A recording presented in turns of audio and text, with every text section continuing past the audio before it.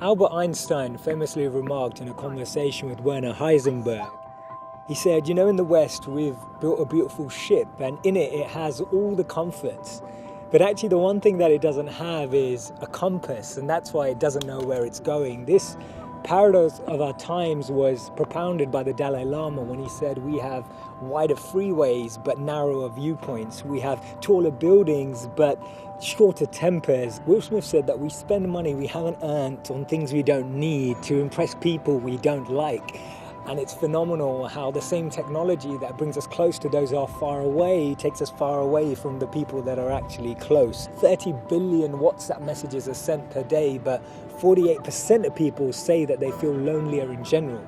The paradox of our times is that we have more degrees but less sense, more knowledge but less judgment, more experts but less solutions. It was Martin Luther King who said that the irony of our times is that we have guided missiles but misguided men. Have you ever found it perplexing that we've been all the way to the moon and back, but we struggle to start a conversation across the road or across the train? And it's amazing that Bill Gates was known as the top earner in 2015 with a wealth of 79.2 billion, but 1 in 4 CEOs claim to be struggling from depression. Do we actually thrive off this paradox? Is it that this paradox actually makes the media interesting? It's what makes journalism interesting. It's what makes politics interesting. It's what makes television interesting. Is this paradox actually what we feed off and what we live off and what we talk about and discuss in our circles? Doesn't it seem that we've tried to clean the air but polluted our soul? We've split the atom but not our prejudice, and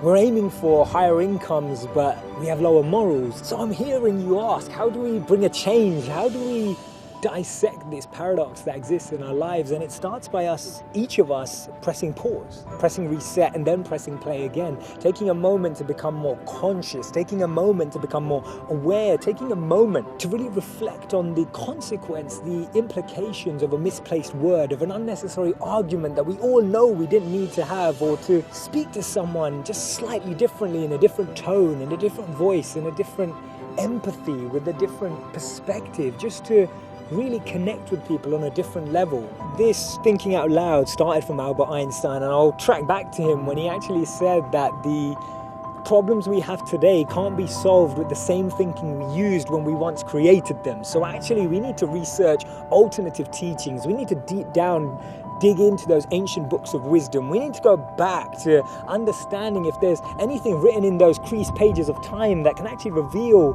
more knowledge and more wisdom of how we can transform our experience of light today. Otherwise, this paradox means that every step forward we take, we're taking 3 backwards every time.